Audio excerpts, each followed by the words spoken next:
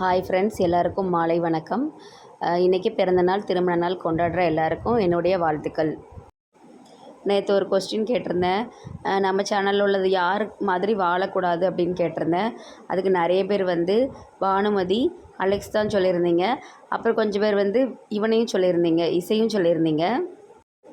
உமாவோட பேரும் நடுவில் வந்திருந்தது. ஆனால் அதிகமான கமெண்ட்டுன்னு பார்த்தீங்கன்னா பானுமதிக்கும் அலெக்ஸுக்கும் தான். இன்றைக்கான கொஸ்டின் என்னென்னு பார்த்தீங்கன்னா, நம்ம சேனல்லே உங்களுக்கு யாருடைய காமெடி ரொம்ப பிடிக்கும்?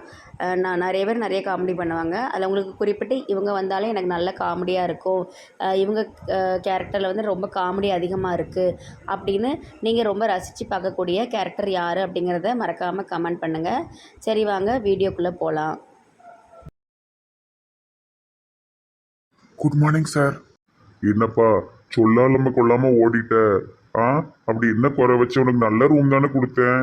சார் நீங்க நல்ல ரூம் தான் சார் கொடுத்தீங்க, அதுல ஒரு பிரச்சனையும் இல்லை சார். ஆனா என்ன, ஏசிலாம் ஓடிட்டு தானே இருந்தது. நான் தான் உன்ட்டு சொல்லிட்டு போனேனே பசி எடுத்து ஏதாவது சாப்பிடுன்னு. ஏன் ஓடுன? சார் நான் நல்லா தூங்கிட்டு இருக்கும்போது திடீர்னு ஒரு பேய் பாட்டி வந்துட்டாங்க. பேய் பாட்டியா? ஆமா, ரொம்ப பயங்கரமா இருந்தாங்க. என்னைய போட்டு அடின்னு அடிச்சு கடிக்க ஆரம்பிச்சிட்டாங்க. எனக்கு என்ன பண்றதுன்னே தெரியல. என்ன விஷயம் சொல்ற? அந்த மாதிரி பேய் பாட்டி எங்க வீட்டுல யாருமே கிடையாது. நான் அவங்கள பார்த்த மாதிரி எனக்கு ஞாபகம் இல்லை. ஆனா ரொம்ப பயங்கரமா இருந்தாங்க. என்ன சொன்னாங்க? உங்க எதுவும் பேசுற மாதிரி எனக்கு புரியல. ஆனா ஏதோ பாடிட்டு என்ன போட்டு அடின்னு அடிச்சிட்டாங்க. பாட்டு படிக்கிறதுனா பாண்டி மாத்தையா தான் இருக்கும். எனக்கு ரொம்ப பயமாயிட்டு நான் அதான் சார் சொல்லாம கொள்ளாம ஓடிட்டேன். அவங்க எங்க அத்தையா தான்ப்பா இருக்கும். நான் இன்னைக்கு போய் என்னன்னு கேட்கறேன், சரியா? நீ இன்னைக்கு நைட்டு வந்துரு. நான் வரவே மாட்டேன், கண்டிப்பா வர மாட்டேன். என்னப்பா இப்படி பயப்படுற? நீ பெரிய பையன் தானே. ப்ளீஸ் சார், என்ன கம்பல் பண்ணாதீங்க. அவங்க அடிச்ச அடியில எனக்கு உடம்பெல்லாம் ஒரே வலி தாங்க முடியல. நான் வரமாட்டேன் சார். நான் நாகராஜ் ரூம்ல இருந்துக்கிறேன். இல்லப்பா, நான் அந்த பாட்டியை திட்டுறேன். நீ அந்த ரூம்ல இரு. நீ கஷ்டப்படாத. நல்ல வசதியான வீட்டு பையன் இப்படி கஷ்டப்படலாமா? ப்ளீஸ் மகாராஜன் சார், எனக்கு கம்பல் பண்ணாதீங்க. எனக்கு ஒர்க் இருக்கு, நான் கிளம்புறேன். என்ன இந்த பையன் இவ்வளவு பயந்துட்டு நடக்கும்? பாண்டி மாத்தையும் இப்படிலாம் பண்ணிக்கிட்டு இருக்காங்க. சார், வீட்டுக்கு வந்த பையனை யாராவது அடிப்பாங்களா?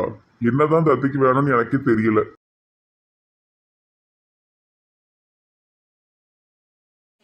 ஏங்க தூங்க வரலையா? நான் வரல. ஏன் 2 நாளா தூங்காம அலையுதீங்க? நீ எதுக்கு 11 மணி வரை முடிச்சிருக்க? போய் தூங்கு போ. ஐயோ, மறுபடியும் ஒரு மாதிரி ஆயிட்டாரோன்னு பயமா இருக்கு. ஏங்க?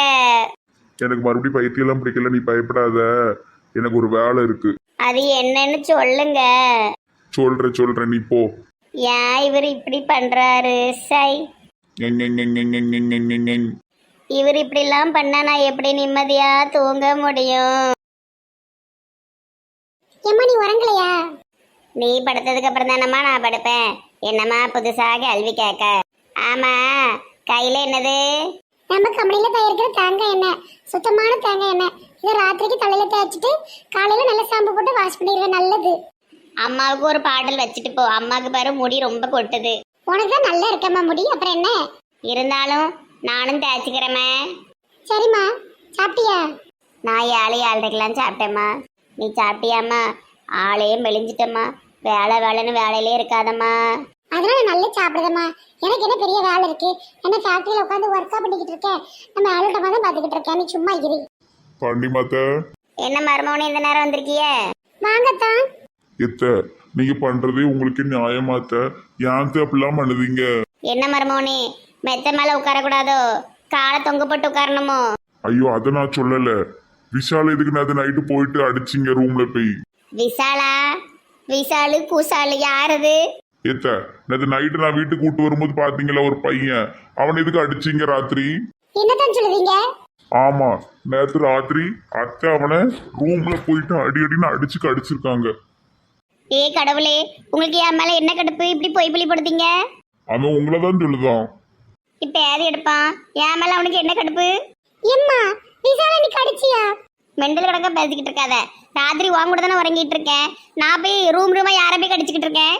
நான் தூங்கின அப்புறம் போனியா? நீ போனேன்னு எனக்கு எப்படி தெரியும்? எதுக்கு போய் கடிக்கணும்? ஏன் கடிக்கணும்? நீ தான் அதை சொல்லணும்.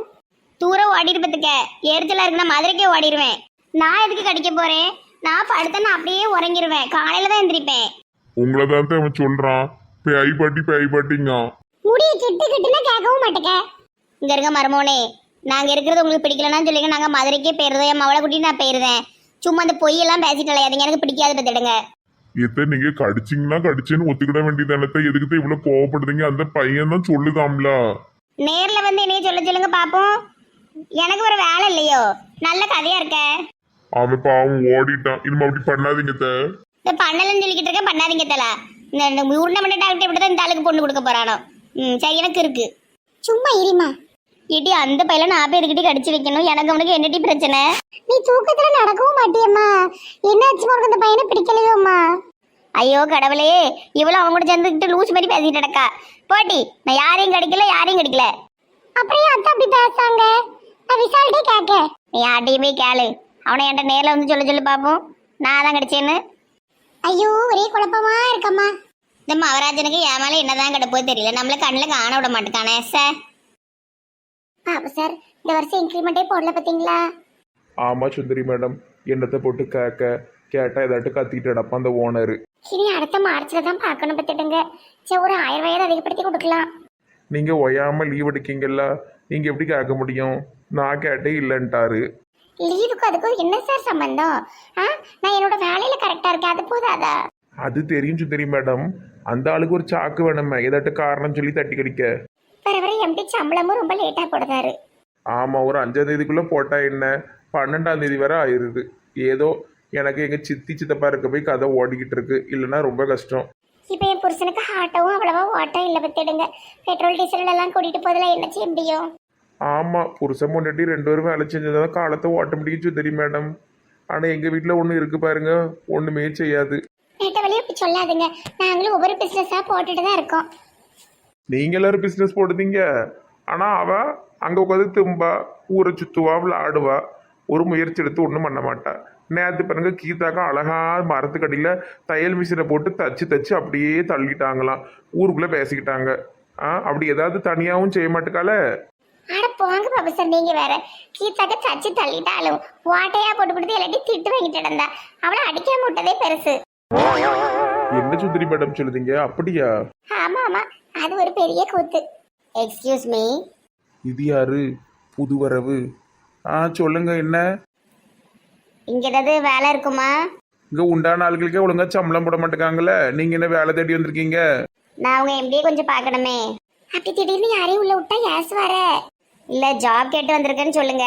எதுவும் இருந்தா நான் வேலை பார்க்கறேன், இல்லைன்னா நான் கிளம்பிடுறேன். இல்லக்கா, அவரு ஏசுவாரு. ஏன்னா இப்ப எதுவும் ஆள் புதுசா எடுக்கல.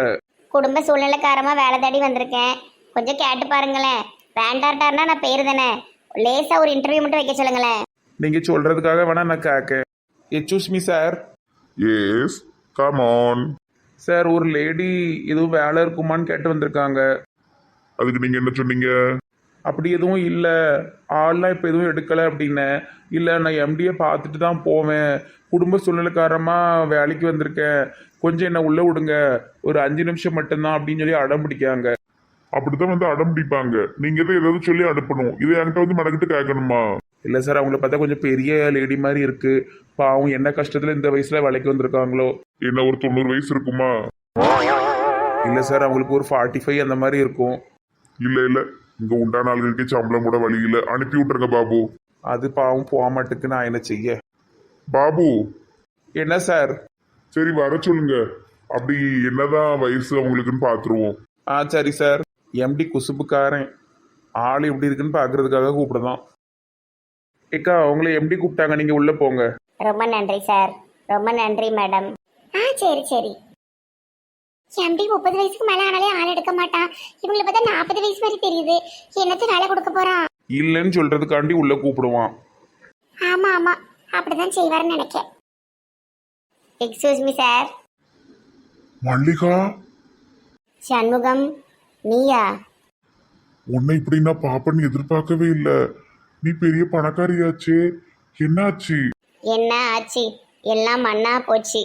காலேஜ் படிக்கும்போது உன்னை விரட்டி லவ் பண்ணேன். ஆனா நீ என்ன வேண்டவே வேண்டான்ட்ட. என்னோட ஸ்டேட்டஸ்க்கும் உன் ஸ்டேட்டஸ்க்கும் ஏன் நீ கூட வச்சா எட்டாதுன்னு சொன்ன. இப்போ ஏதோ பெரிய அம்பானி குடும்பத்துல வாக்கப்பட்டிருப்பேன்னு பார்த்தா ஃபைல தூக்கிட்டு இங்க வந்து நிக்க. என்ன சண்முகம் செய்யறது, எல்லாம் விதி. என் வாழ்க்கையில எப்படி விளையாடும் நான் நினைச்சு கூட பார்க்கல. உன்கிட்ட வேலை கேட்டு வருவேன்னு நான் கொஞ்சம் கூட எதிர்பார்க்கவே இல்லை. ஏன் என்னாச்சு? உங்க அப்பாவுக்கு எல்லாம் லாஸ் ஆகி நீங்க நடுவு தெருவுக்கு வந்துட்டீங்களா? இல்லைன்னா உங்க அப்பா எல்லாத்தையும் ஆட்டையை போட்டுட்டு வேற வெளிநாட்டுக்கு ஓடிட்டாரா? செத்து போன அந்த மனுஷனையே கேவலப்படுத்தணும். அவர்லாம் நல்லபடியா வாழ்ந்து பணக்கார ஆளாதான் செத்து போனாரு. நான் தான் கொழுப்படுத்து என் வாழ்க்கையை நாசம் பண்ணிக்கிட்டேன். ஏன் என்னாச்சு? என்ன செய்ய, வயசு கோளாறு. பிகாம் முடிச்ச உடனேயே எங்க வீட்டு டிரைவரோட ஓடி போயிட்டேன். அந்த ஆளுக்கு கார் கூட ஒழுங்கா ஓட்ட தெரியாதுன்னு எனக்கு அப்போ தெரியாது. ஏதோ அந்த டைம்ல கொஞ்சம் நான் ஏமாந்துட்டேன். அதுக்கப்புறம் பார்த்தா அவர் ஒரு புவர் மேன். அடக்கடவுளே மல்லிகா, உன் அழகுக்கும் அறிவுக்கும் ஸ்டேட்டஸ்க்கும் இப்படி உன் வாழ்க்கை ஆயிட்டே. என்ன சண்முகம் செய்யறது, எல்லாம் என் தலையெழுத்து. அந்த புவர் மேனை கல்யாணம் பண்ணிக்கிட்டு ரொம்ப புவராக வாழ்ந்துக்கிட்டு இருக்கேன். எனக்கு ஒரு காலேஜ் படிக்கிற பொண்ணு இருக்கா. சரி, இப்போ கஷ்டப்பட்டுட்டு இருக்கோம். இத்தனை வருஷம் வேலைக்கு போகக்கூடாதுன்னு தான் இருந்தேன். ஏன்னா அந்த மாதிரி தெரிஞ்சவங்க யாராவது கண்ணில் பட்டா ரொம்ப அசிங்கமாயிருமேனு. ஆனால் இதுக்கு மேலேயும் முடியலை. உங்க அக்கா ஹஸ்பண்ட் ஏதோ பெரிய காலேஜ்லாம் வச்சிருக்கதா கேள்விப்பட்டேன். ஆமாம் ஆமாம், டிஸ்கோ முஸ்கோ இன்ஜினியரிங் காலேஜ் எங்கள் அக்கா புருஷன் தான் வச்சுருக்காங்க. அங்கே தான் என் பொண்ணு படிக்கா. ரொம்ப மனசுக்கு வேதனையா இருக்கு.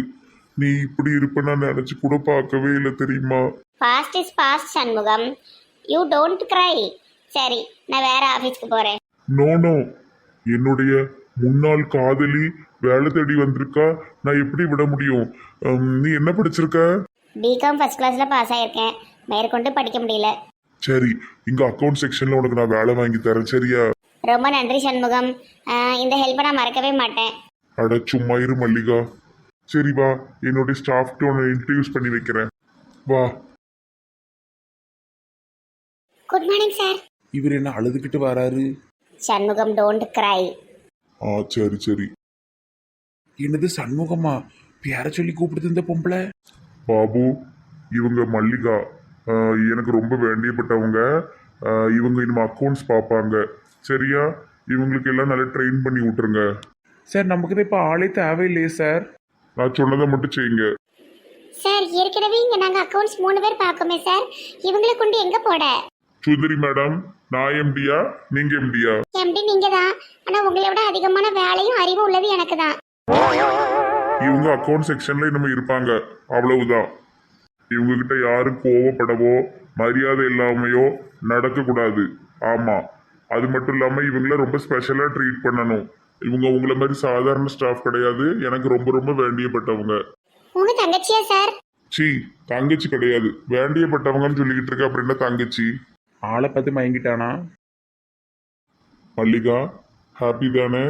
நீ நல்ல வேலை பார்க்கலாம். இவங்கெல்லாம் 9 மணிக்கு உள்ள இருக்கணும், நீ 10-11க்கு வந்தா போதும். இவங்கெல்லாம் 6 மணிக்கு போவாங்க, நீ ஒரு 4 மணிக்கெல்லாம் போயிரு. ஏன் சார் 4 மணிக்கு வரை அவங்க இருக்கணும்? ஒரு 1 மணிக்கே ஓட சொல்லுங்க. லஞ்சை முடிச்சுட்டு ஓடிட வேண்டியதானே. ரொம்ப நன்றி சண்முகம். நன்றிலாம் சொல்லக்கூடாது. என்ன இப்படி சொல்லுவிடுதான்? சரி, நீங்க எல்லாம் போய் உங்க வேலையை பாருங்க. மல்லிகா, நாளையில இருந்து ஜாயின் பண்றியா இல்ல இன்னையில இருந்து ஜாயின் பண்ணிக்கிறியா? இன்னைக்கே ஜாயின் பண்ணிக்கிறேன் சண்முகம். சேலரி பத்தி பேசல. சண்முகம் சண்முகம்னு 100 வாட்டி பேரை சொல்லி கூப்பிடுதா? பாபு சார், இந்த மண்டையன் பேரு சண்முகங்கிறது எனக்கு இன்னைக்கு தான் தெரியும். பார்த்துடுங்க. ஆமா, எம்டி எம்டின்னு தானே நம்ம சொல்லுவோம். அதில் பேரே மறந்து போச்சு. பாபு சார் இங்க 7 வருஷமா ஒர்க் பண்றாரு. அவருக்கு சம்பளம் 32,000. சுந்தரி மேடம் ஒரு 2 வருஷமா வேலை பார்க்காங்க, அவங்க சம்பளம் 25,000. உன் சம்பளம் 50,000. இப்போ அதில் போகிறவன் 50,000 கொடுக்கானா? நம்ம எவ்வளவு காலம் கடந்து கஷ்டப்பட்டுட்டு இருக்கோம். இவன் சரியான ஆளாக இருக்கும் போலயே. ரொம்ப தேங்க்ஸ் சண்முகம். சரி சரி, போய் வேலையை பாருங்க. என்னோட ரூம் எது? ரூம் எம்டிக்கு மட்டும்தான். நம்ம எல்லாம் இங்கே தான் ஓப்பன் பிளேஸ்ல உட்காரணும். கூடிய சீக்கிரம் எனக்கு ஒரு கேபின் மாதிரி ஒன்று ரெடி பண்ண சொல்லணும். சரி, இப்போதைக்கு காட்டுங்க. எனக்கு கொஞ்சம் ட்ரெயின் பண்ணி விட்டுருங்கம்மா. எனக்கு கொஞ்சம் வருஷம் ஆகிட்டு டச் இல்லை. உங்களுக்கு டேலி தெரியுமா? டேலியா? எனக்கு என் களத்தில் கிடக்கிற தாலி தான் தெரியும். சரியா போச்சு. டேலியும் தெரியாதான், ஒன்றும் தெரியாதான். என்னத்தை வச்சு இதை மாரடிக்க போகிறோமோ தெரிலையே. சரி வாங்க சொல்லி தாரேன். சுந்தரி மேடம், டேலி தெரியாத பொம்பளைக்கு சொல்லி கொடுத்து உங்க தாலி அந்துற போகுது. என்ன செய்யவோ தெரியல பாபு சார்.